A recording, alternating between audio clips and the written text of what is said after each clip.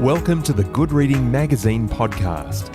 Good Reading is a monthly magazine dedicated to books and reading and aims to help readers discover their next favourite book. You can find out more about the books discussed on today's podcast at goodreadingmagazine.com.au. Martin McKenzie-Murray is the Saturday paper's associate editor and a staff writer for The Monthly. Martin is a two-time Walkley finalist and a winner of the Melbourne Press Club's Quill Award for commentary. Martin has worked as a teacher, speechwriter, columnist for The Age, and advisor to the Chief Commissioner of Victoria Police. His first book, A Murder Without Motive, was shortlisted for the Ned Kelly Awards for crime writing. His second book, The Speechwriter, won the Russell Prize for humour writing.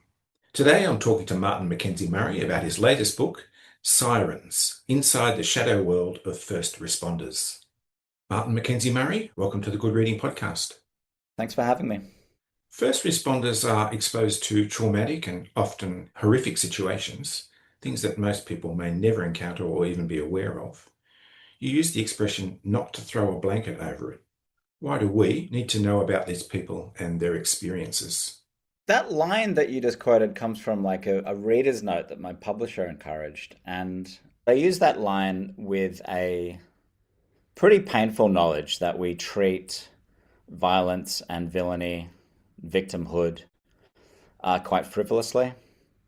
We have a prurient interest in true crime and its lurid details. We've now manufactured a pretty large entertainment industry around other people's misery. So I'm aware of that. On the other hand, I'm dealing with three intimate profiles of three human beings who did extraordinary jobs and paid extraordinary costs to it, and it changed them. And so I couldn't throw a blanket over it, as you said, in that detailing some of the specificity and some of those lurid details is necessary if we're talking about its impact upon altering someone's life, altering their psychology, altering many of the relationships in their life, etc. So I found there being a difficult balance between sparing the reader from unnecessary or gratuitous detail, but at the same time it couldn't be entirely muted. As to why we need to, I don't know if we do. I didn't write a political book. It's a book that I hope encourages people's soulful communion with three individuals who do extraordinary jobs. But it's probably true that we don't think about them often enough. The subtitle to this book is The Shadow World of First Responders. And it's true that there are certain jobs. I don't get into it much in the book. It's sort of referred to in the afterword, which is the work of hunting child predators and examining for many hours hundreds of thousands of images that are profoundly disturbing, and seeking out meaningful, practical clues in that. Now, that's something that occurs in locked rooms under the observation of a psychologist. It's not work most of us would ever think about. That's the shadow world. The media likes to portray these people as heroes. You say you're allergic to the word, but how might this label sit with the three subjects in Sirens? Probably each of them would feel very uncomfortable about it. Let me name them, Peter, Brett, and Tara. All three of them possess pride. They also possess self-deprecation. There are things that they look back upon with great pride, and it can fortify their self-conception. But there are also people that have suffered from injured self-esteem, usually for things that occurred well before they're entering their respective professions. I think the word hero would sit uncomfortably with them. Like I say, I'm sort of personally allergic to the word. That's not that I don't think heroes don't exist or heroism doesn't exist. They and it do. But there's a childish repetition of that word. And it does a disservice to actually, paying the respect of caring about exactly what people have done and to render their lives in a way that it doesn't make them look like cartoon superheroes. One of paramedic Peter James' first jobs was transporting stillborn babies to Hobart Hospital's mortuary, the baby run, as it was known. A trauma-inducing first experience, if ever there was one. So why go on to make a career of it? Yeah, there's a couple of things to be said about that. Peter began his work in the paramedic service in the 1970s. And so part of this book is, I think all three of them are of different generations. So with Peter, Peter's the oldest of the three, and his entering the service is so much different than it would be today. So for instance, he's a teenage trainee who's being put on switchboards. He's answering and dispatching 000 calls. He's 17 years old, and with very little training, I might add as well. Why did he continue with it? He wanted. He was always insistent about this and saying that he wanted a profession, not a job. And the distinction there is about more than the length of time that one spends in it or the longevity of the job. It was about a sense of purpose and personal pride that the job would presumably confer. Peter's a very self-effacing and sacrificial man. I think that kept him in the job. One of his former therapists, the late Simon Webb, he used to treat a lot of first responders, not just paramedics, coppers, fireys. And he said you would always encounter those who were the first to rush in. They were the first at the front of a pub melee. They were the first to flick the sirens on. There was no hesitancy. And I think they couldn't live with themselves if they weren't that committed. Now, this is where, the introduction of the word heroism gets a bit funny, is because it overlooks a certain lack of self-esteem. And so that there's this sort of overcompensation, this doing extraordinary things at very obvious public worth, or things of a great and obvious public value, that helps shore up or scaffold a perhaps delicate confidence.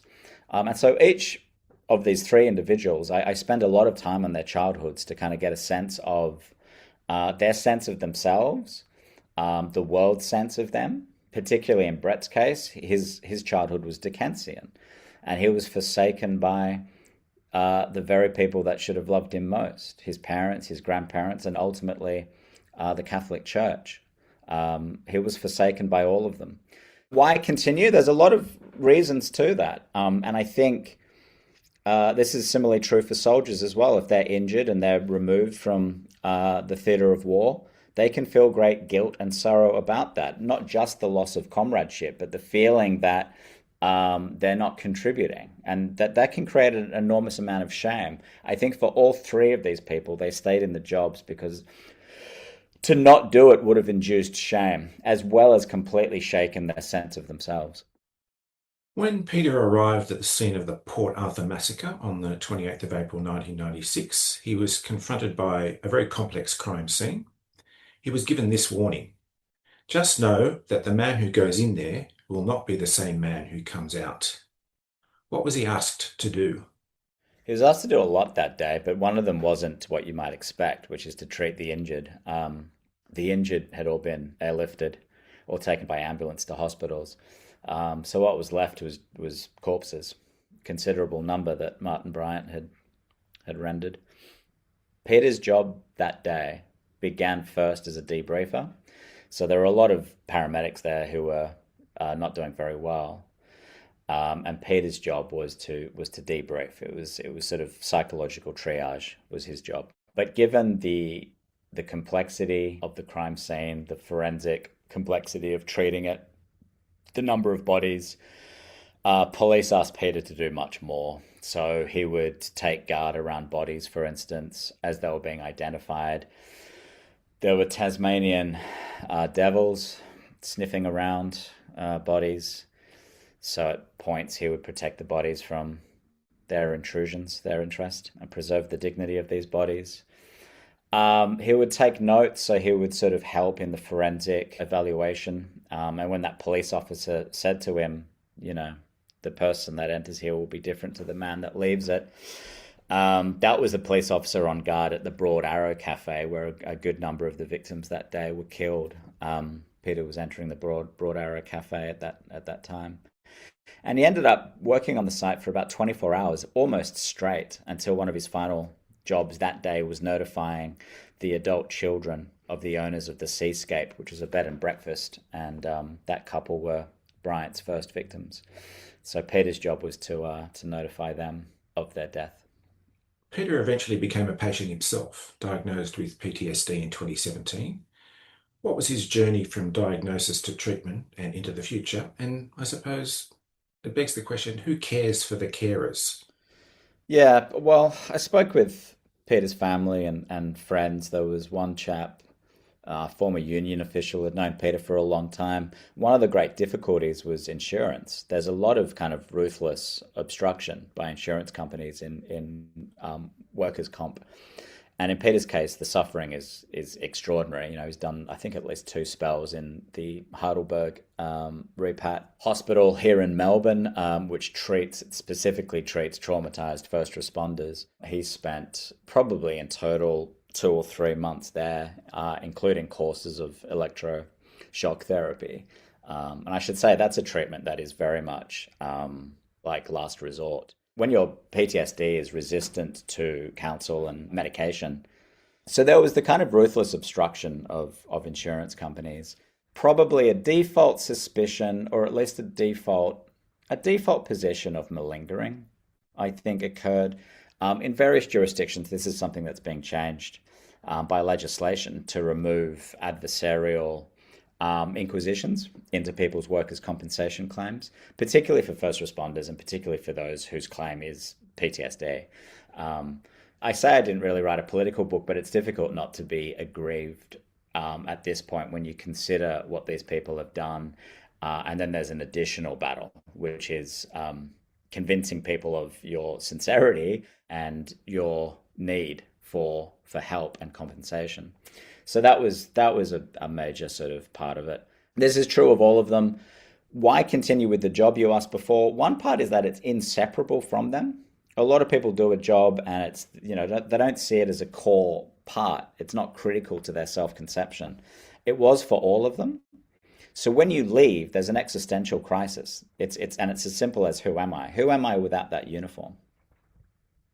After a stint in the army, Brett Kirsten graduated from the Victorian Police Academy in 1991.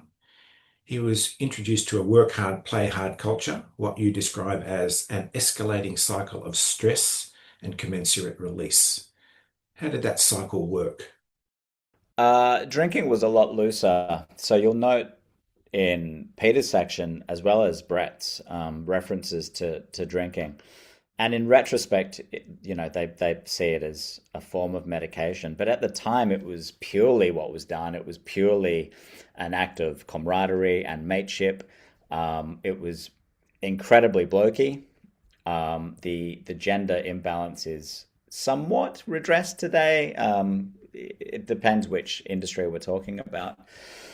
But in the 70s through to the 90s, drinking was pretty big. And of course, Brett and Peter detail their sort of informal debriefing sessions, I guess, and they would inevitably involve alcohol.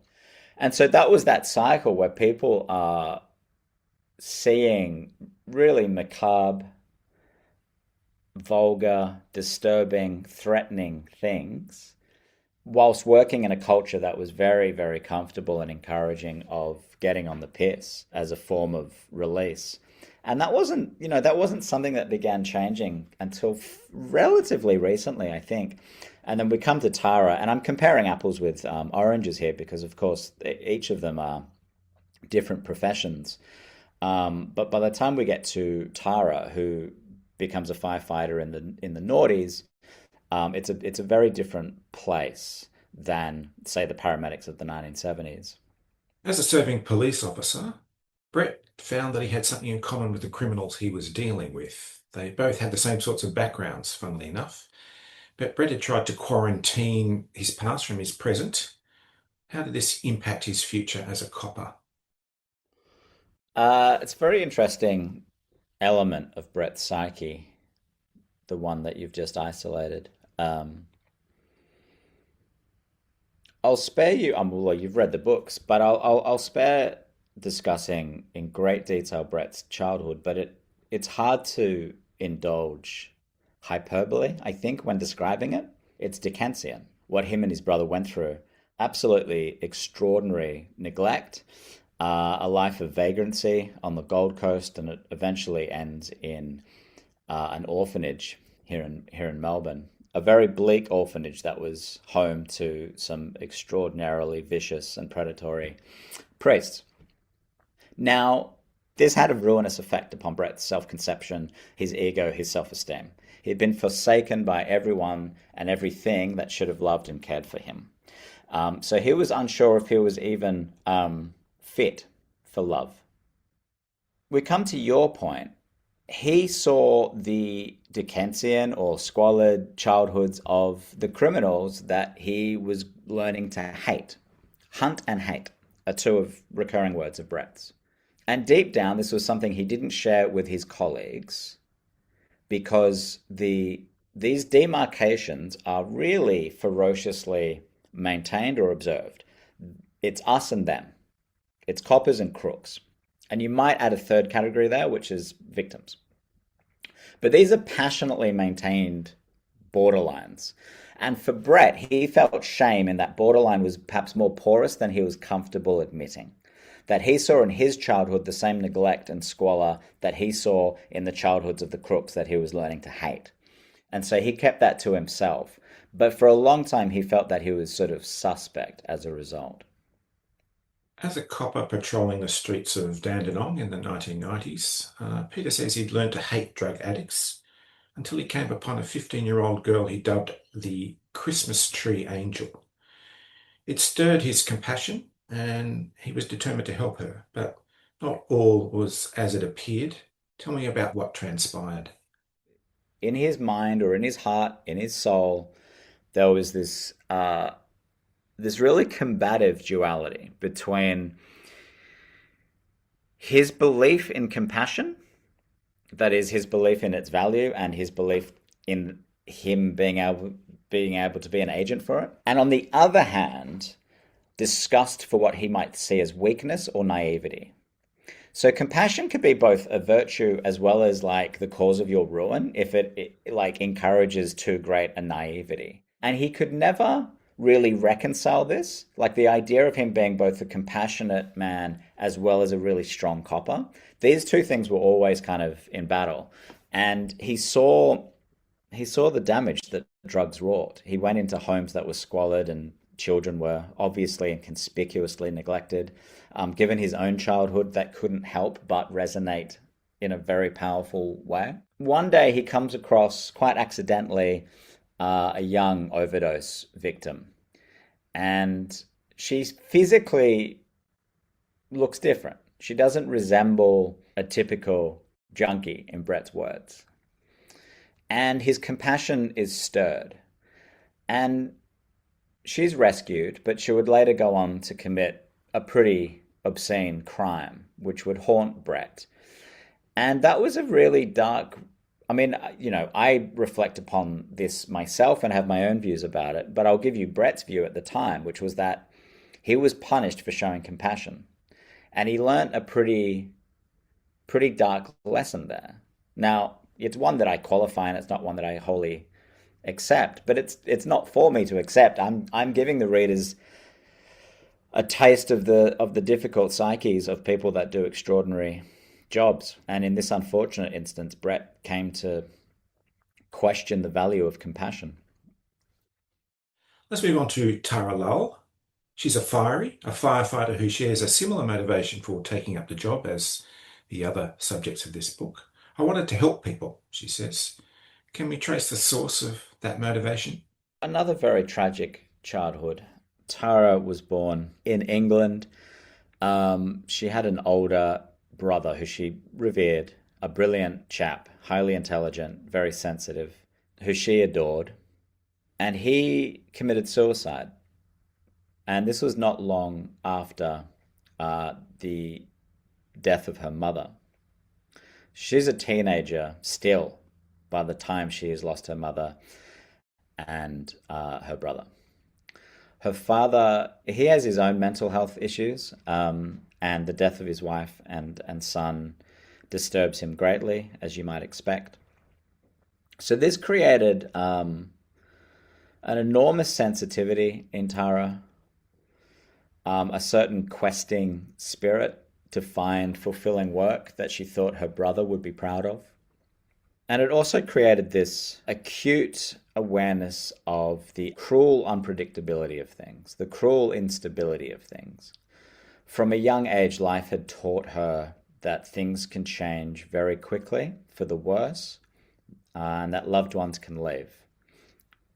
And so she had this kind of profound awareness of that precarity of things, and it meant relationships were difficult. Very, very bright woman and a questing spirit is Tara. And firefighting was not her first profession, although she knew she wanted to be in a caring kind of profession. She was a physio before that. She moved to Australia, fell in love, and then subsequently fell in love with the country itself, and had a fairly long firefighting career on the front line, as well as a time doing emergency dispatch. And her childhood shaped how she saw things that she encountered. Her profession made it so that she couldn't help but encounter reminders or echoes of her childhood. And so a good part of the section of Tara's section of the book kind of spells out these resonances, these echoes in firefighting and her childhood. Tara's training involves something called a hot cell. What is it, and how does it prepare a firefighter for the situations they might encounter on the job? And how did Tara handle it? Yeah, very intense training, which is necessary. So this was in the New South Wales Academy just before she graduated. The prospective firefighters go into a hot cell, as you said, and it's a very, very dark and smoky labyrinth. And it's meant to recreate scenarios of a burning building in which a rescue has to be acquitted. You're wearing all of the equipment.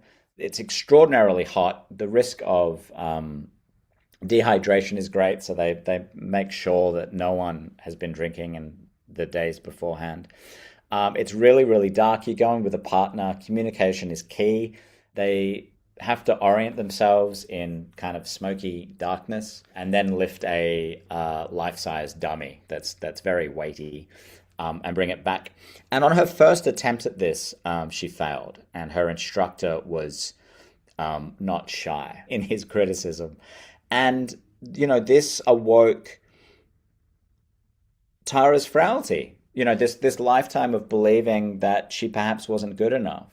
This lifetime of uncertainty that was engendered in this, these terrible tragedies of her childhood. She was asked to return the next day and repeat it.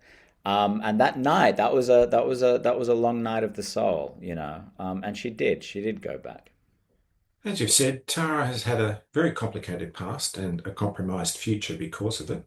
A suicide she attended as a fully fledged firefighter in 2009 brought much of this back to her. You express it as a collapse of the firewall she'd built around her. What did you mean by that? The importance of her work to her was such that she sought to compartmentalize it from her private self or from her childhood. So when she put on the uniform, when I worked for Victoria Police, I'd hear coppers refer to it as the Superman uniform. In that once you put it on, you assume enormous legislative or statutory powers, right? But you also assume something else, like a confidence, but it's not just yours. You're in a loop of expectation with the public. So the public see people in these uniforms, they have certain expectations. They might not always be good, but in a point of crisis, all eyes will be upon you. And the wearing of the suit, it's not meant in any supernatural sense, I should say, right? Like, it's just simply the adornment of it asks you to become or fulfill that role, those responsibilities. Tara compartmentalized that. But when she encountered that scene, which was sort of, it wasn't just dark. It explicitly evoked her past. And then she didn't feel that there was a firefighter when she was a firefighter, and then there was Tara when she was out of the uniform. Here was a collision of the two, and that compartmentalization collapsed in that moment. Clearly, PTSD is a result of many of these experiences for these people, and the public may not realise that PTSD can arise merely from helping people, and particularly when that help fails. PTSD is one of the common threads that connects the subjects of this book. I'd like to take you back to the beginning of the book, to something you cite as a recurring element in these first responders, a reluctance to seek help. Why is that so? This will be a recurring theme in my own conversation with you, I guess, is that if your self-conception is profoundly tied to your work, and that work is helping others, the idea of you receiving help, the idea of you being the patient might be intolerable. And certainly with my own diagnosis of PTSD, I was super resistant to it. I don't know if I can give you a good answer about why.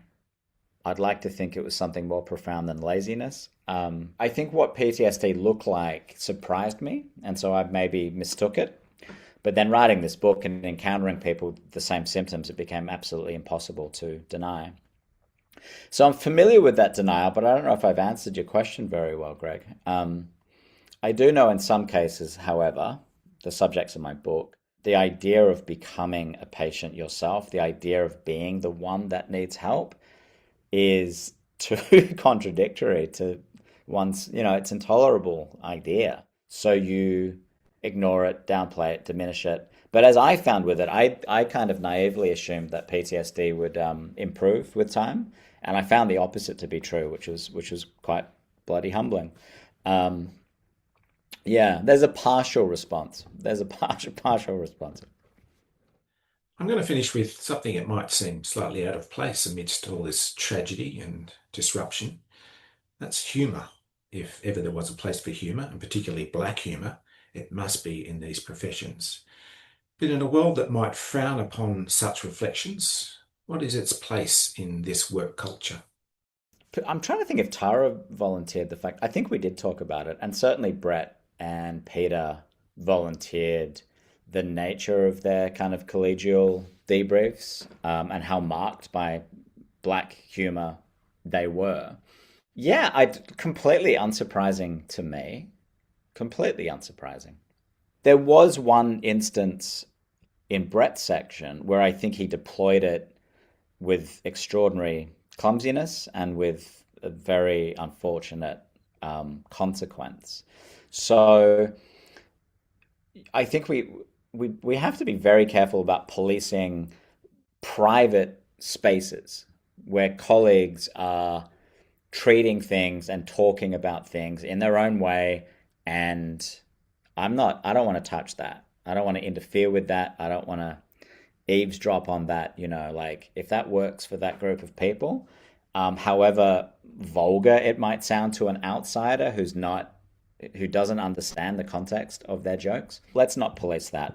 However, it kind of has to be used skillfully, and amongst people who are going to be responsive to it. And so I can respect that, but of course, and I'll speak deliberately vaguely to encourage some interest in the reader. But there is a moment in the book where I think it backfires quite badly, and what was meant to be sort of calming or liberating became terribly offensive. Martin McKenzie-Murray, thanks so much for joining me on the Good Reading Podcast. You're very welcome. I've been talking to Martin McKenzie-Murray about his latest book, Sirens, Inside the Shadow World of First Responders. It's published by Black Ink, and you can find it at goodreadingmagazine.com.au. My name's Greg Dobbs, and thanks for listening. Subscribe to Good Reading print and online magazine at goodreadingmagazine.com.au.